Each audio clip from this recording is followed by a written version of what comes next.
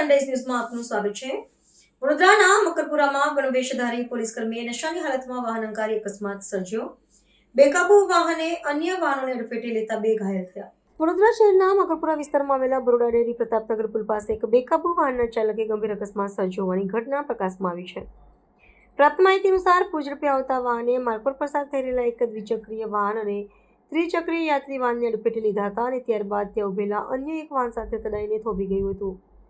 આ દુર્ઘટનામાં દ્વિચક્રીય વાહન ચાલક મહિલા અને ત્રિચક્રીય વાહન ચાલકને ગંભીર ઇજાઓ પહોંચતા તેઓને તાત્કાલિક સારવાર અર્થે નજીકના ચિકિત્સાલયમાં ખસેડવામાં આવ્યા છે।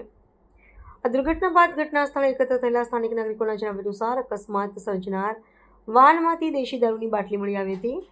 વધુમાં વાહન પર પોલીસ વિભાગની નામની તકતી લગાવેલી હતી અને ચાલક સુરક્ષા દળના ગણવેશમાં હોવાથી તે ખુદ પોલીસ કર્મચારી હોવાની પ્રબળ આશંકા સેવાઈ રહી છે। કાયદાના રક્ષક ગણાતા કર્મચારી દ્વારા જ કથિત રીતે નશાની હાલતમાં પકડાની ગંભીર બેદરકારી દાખવવામાં આવતા ઘટના સ્થળે ભારે અફરાતફરીનો માહોલ સર્જાયો હતો અને લોકોમાં ભારે રોષ જોવા મળ્યો હતો। સમગ્ર ઘટનાની જાણ થતાં જ મકરપુરા પોલીસ મથકની ટુકડી સત્વરે ઘટના સ્થળે દોડી ગઈ હતી અને આરોપી વાહન ચાલકની અટકાયત કરી હતી।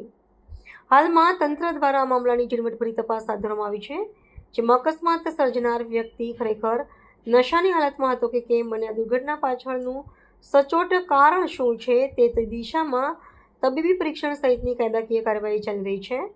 કાયદાના રક્ષકના આવા બેજવાબદાર વર્તનથી માર્ગ સલામતી અંગે ગંભીર પ્રશ્ન ઊભા થયા છે।